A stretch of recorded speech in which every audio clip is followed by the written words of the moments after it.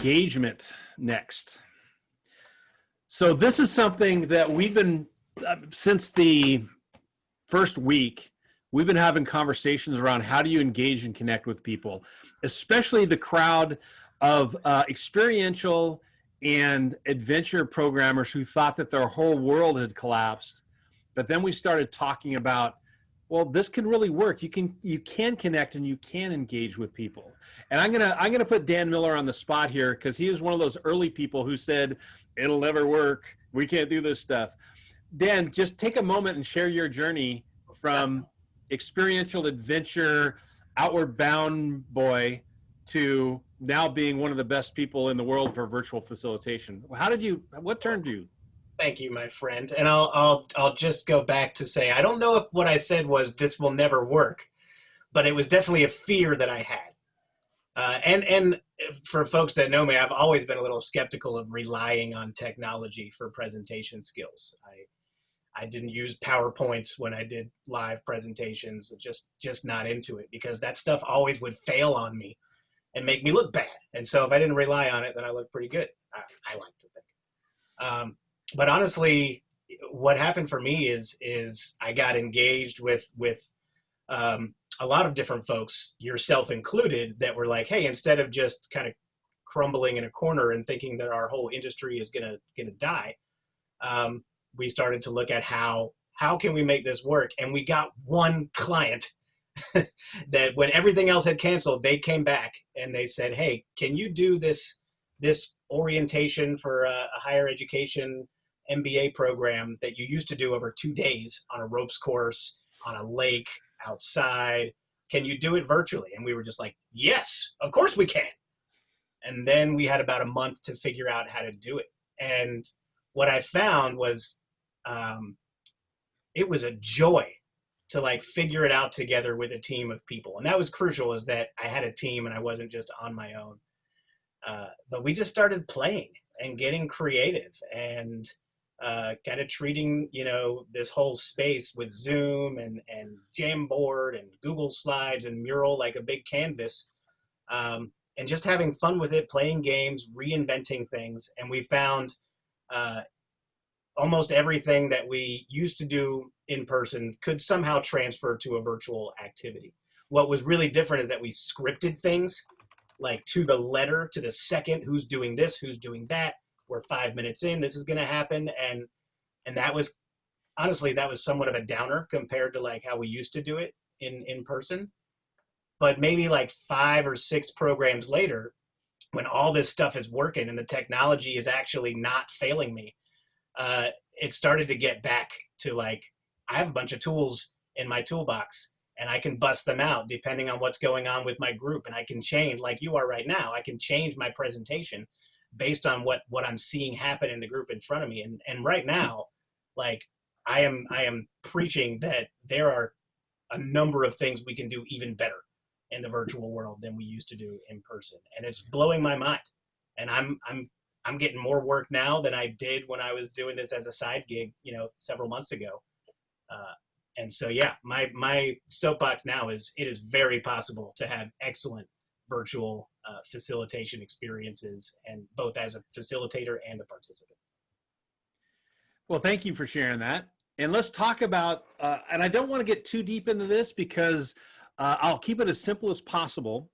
And this way, there's a couple of different workshops that I do and some others that are out there where you can get just tons and tons of demonstration and ideas on how to engage and connect with people. The phrase that's going around right now, and it's been going around for a while, but you need to connect before you get to content. And it's true of presentations, and not just, you do need to connect people together, but you also need to connect people to whatever you're talking about. And there's a book called To Know As We Are Known.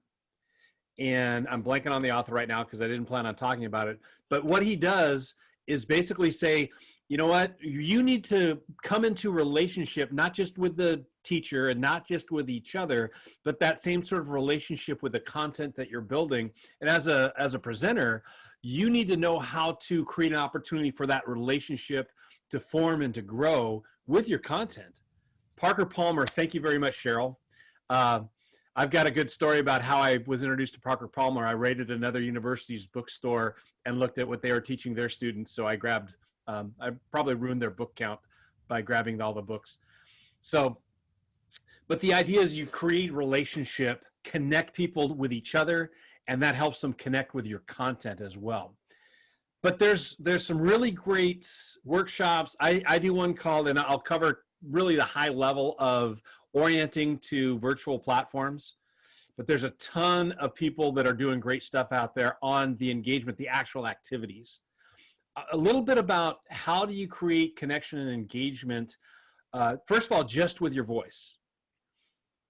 First is, and this is true across all presentations, if you're anything like me, I tend to get into a presentation and I talk really, really fast because I'm afraid I'm not going to get to all the content. I want to make sure I get it through all of it, and then we can process things. But first I want to talk really, be aware of pace. First thing to be aware of is overall, things go slower in the virtual context. Everything takes more time. And kind of juxtaposed or paradoxically, you need to move slower through your content. And you'll be tempted as you look at the clock and say, oh my gosh, I'd only planned 5 minutes for that and we're now 15 minutes in.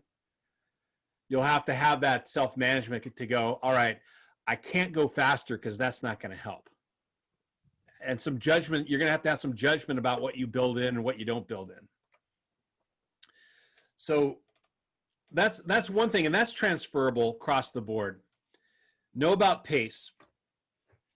Also with that, know that you need to move every 20 to 30 minutes. So when I'm building a workshop that's in person, you know you got to do bio breaks every 90 minutes or so. And I think of visual framing every 45 minutes. But you've got to move every 20 to 30 minutes in order to keep people engaged. And this is where I believe that Zoom fatigue is a myth. You don't have to get tired doing Zoom. Or people, your participants don't have to get tired using Zoom. And proof of this is some stuff that I've done, but also now that I'm in a great community of people that do this all the time. We were in a group last week where one of the people, these are all professionals who do facilitation and training and presentation. They said that they had a program that was 4 days straight of 4 hours of Zoom a day. 5 days? Okay. I've been corrected. 5 hours a day. 5 hours a day. 4 days straight, 5 hours a day. And the people coming at the end did not experience Zoom fatigue. If anything, it was cognitive fatigue. But they were engaged that whole time. And I said this about PowerPoint, and I'll say this about virtual platforms. When you talked about PowerPoint and you blamed PowerPoint for a bad presentation, it's like blaming a crappy house on your hammer. Don't blame the tool. Blame the builder. And that's what I want to put out there, is that you guys can be doing spectacular presentations that don't even necessarily have to be process-based or interaction-based. But if you use the tool correctly and some simple engagement pieces, you can get to not just the connection and not just to the content.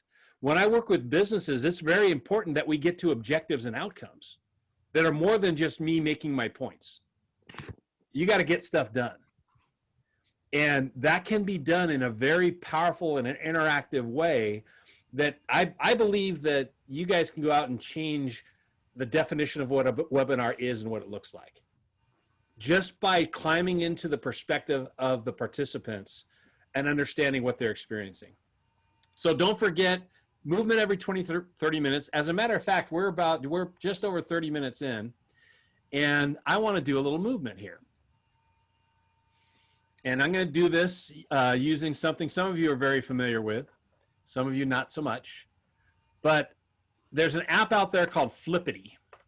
And this is really simple. I'm going to ask you guys, I'm going to spin this wheel, and it's going to come up with something for you guys to do.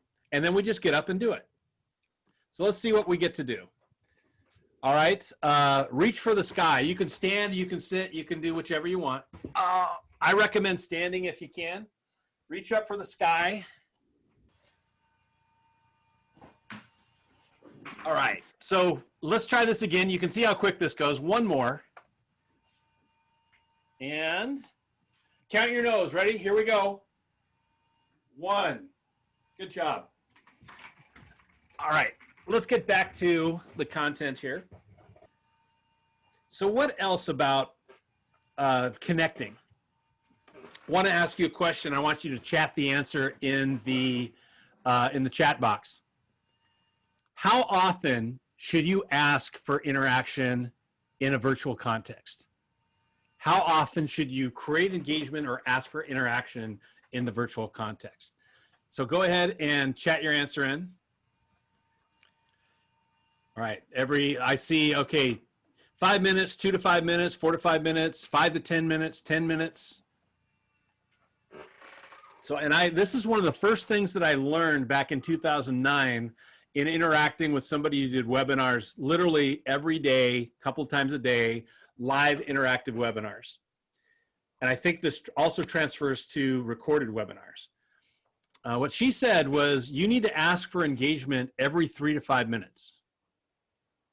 And it's different than when I'm doing a live presentation in person. I mean, I'm thinking in terms of every 10 or 15 minutes, I'm doing something to refocus people. I'm doing something to get their attention back, not on me, but on the topic. Different in this context in that, like, you've got this much space that you're working with. And all people have to do is look off just a little bit and they're in their email, or they're taking care of that mess that's off to the side of their desk, or whatever. And I would say every 3 minutes, you're probably keeping focus. You're probably keeping their engagement. Every 5 minutes, you're regaining their focus and regaining their attention. And when I first started doing this, it sounded really unnatural. Like I'm just thinking up stuff that every once in a while I got to do. But the more that I do the presentation style this way, the more natural it seems. And there's just really, really simple things that you can do to keep that attention. So this is the high-level view of my orientation of virtual platforms. And this is true of any platform you're going to go into. There's one kind of group of them that are Zoom, WebEx, GoToMeeting. And then you have the other group that's more like the Google Meets and Microsoft Teams. Don't think of those in the same category. They're both really effective for what they are, but they're not the same thing. A lot of the people who I work on Zoom with and they have to do a Microsoft meeting or Microsoft Teams thing, they just throw up their hands and go, this is horrible, this is terrible. It has its good parts. Video meetings aren't part of it yet. Anybody who works in Microsoft Teams? Anybody in here in this meeting? Okay. There is what you can do with the project aspect of it by sharing those documents. Awesome. Same thing that we found in Google when you're doing Google Drive and sharing slides and all that. Really fantastic that way. The virtual meeting part, less so. But these same concepts apply. There's 3 general tools that you've got to create connection and engagement in any virtual context. The first one is the visual or in-camera stuff, where we're talking about, okay, give me a thumbs up. How hard is that? Can you give me a thumbs up if you can give me a thumbs up? Wonderful. Now, a friend, Tom Leahy, uses what he calls the new rule of thumb to say, now you can, instead of just yes or no, you can get some sort of feel out there and say yes, maybe, or partially, or no. So now you have this gauge. If you really want to get sophisticated, you could use it just like a gauge and say, where are you at with this topic right now? Totally in, totally buy in, a little bit, still positive, but not all the way there, to, nah, still got some convincing, and then no way. So really simple way to get a really broad sense of where your participants are at. Another one that I like, and this is one that I was introduced to just in the last 2 months, and that is, because I'm a fan of the Likert scale, and you geeks out there know what I'm talking about. It's a way to find out how much do you agree with this statement. And fist to five, it's called. 5 being the Likert scale. So fist to 5, I think virtual webinars can be extremely powerful. Fist to 5, where are you at? 1, 2, 3, 4, 5, 4, 3, 5. Yeah. See how easy that is to get some engagement? What you're asking people to do is to move, click, type, or talk every 3 to 5 minutes. So that's one, in-camera stuff. Ton of things you can do in camera. And those are just 2 really quick ones. Let's talk about what I call nonverbal or alongside. And I'm mixing things in a little bit here. There's stuff that's in-app, stuff that's alongside the app, and stuff that is outside the app. So inside the app is the camera. Inside the app is also like reactions. I love that Zoom put in the reactions. If you look down at the bottom of your screen, there's that reactions tab. And if you notice, it's just positive. So they're so kind that way. So give me one of those reactions just for kicks. Yay. Now I'm going to share my Zoom screen, and I want to show you another really cool tool that people don't use, but it was really helpful when I was doing the Roberts Rule of Order. I don't have that option here, but there's a hand raise. You guys have the hand raise. When you go to participants, at the bottom, you'll say raise your hand. Raise your hand if you can see the hand to raise. If you guys can see the hand, I see a few people. Now, the good part about the hand raise is that it shows up in your video box. So I can take a really quick look either in the participant panel or in your boxes to see whose hand's up. If you wanted to take a vote, or you wanted to, even if you want to ask questions in the middle of everything, you have that option there. So those are what I would call nonverbal interactions. And I'm going to lower everybody's hand. So the next part is, let's talk about those are all things that are in the app, and every virtual platform has its own ways of interacting that are built into the app, and use those. As a matter of fact, this goes into whenever you go to the help on whatever, like you go to Zoom help, they're going to tell you everything that's available in Zoom. But they're not going to take you outside of Zoom. You go to GoToMeeting, you go to a WebEx, they will tell you exactly how to use their product, and they will do everything they can to keep you in their product. But there's a ton of tools, and this revolutionized my thinking about virtual. When you think about what can I use alongside, very popular one is talking about annotating. So when you go to your PowerPoint annotation, so right now I'll share my PowerPoint screen. No real purpose to annotate, but now I can ask you, earlier I did a map, and annotate where you're from. I can put in here, I want you to put a circle of which person you most relate to, or whatever it is. That is an app that's alongside of Zoom. Simple. But can anybody say maybe another app that I've used alongside Zoom today? Meter? Mentimeter. Simple polling, actually a much better polling software than what you find in Zoom. Zoom has polling, but all you can do is multiple choice. But as soon as I went outside, we can then do word clouds, we could do ranking, we could do, there's actually quiz contests. Any other outside app that I brought in, or alongside app? How do we get motion? The what? Mural. Mural, we haven't brought that in today, but you played with that before. Oh, Mural, I thought that's what the, okay. That's fine. I used Flippity today.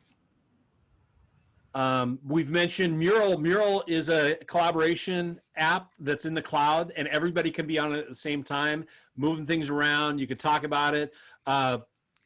Tom Leahy, who joined us for a moment here, did a great exercise doing the maze in Mural. So think in terms of what can I do and what can I use that goes alongside of Zoom or WebEx, whatever platform you're on, to create connection and engagement. Built in is their pulling up. Built in is the small group stuff. You take people into small groups and you can leverage the small group dynamics and create connection and engagement that way. So you have things that are in the app, things that are alongside, and then you think in terms of the things that are outside. And I think of this like negative space advertising. You know, the Arrow and FedEx? You know, there's so many great advertisements that use the negative space or the white space. Well, the white space of webinars and virtual meetings is that time between engagements. So if you're just doing one webinar, you have the time before the webinar even starts to create engagement. And you can do that with things like Todd mentioned Mural, which is an app. You can do that with sending out an agenda. You can do it with a shared Google Doc or Google Slide. Same thing as if you have if you're doing classes or you're doing a series, you can use that time in between sessions for them to do different things. Think in terms of whether you create a Facebook community or you have your own membership community, can you get people to interact asynchronously between sessions? And can you have them continue the conversation that you left, or can you start one that leads into the momentum leads into the session? So when it comes to creating engagement and creating interactions, 3 general choices: stuff that the app already comes with, stuff that you can use alongside the app, and the stuff that's outside the app, asynchronous outside the app. So somebody asked the question, what is the name of the map app John used at the start of the webinar? It's a very obscure app called PowerPoint, and going to online and finding a license-free, a free map that I can put up there. And they're all out there, and it's one of the simplest things that you can do. And one of the simplest interactions that you can do in Zoom is annotating. It's getting easier in the other apps as well. They're all trying to catch up.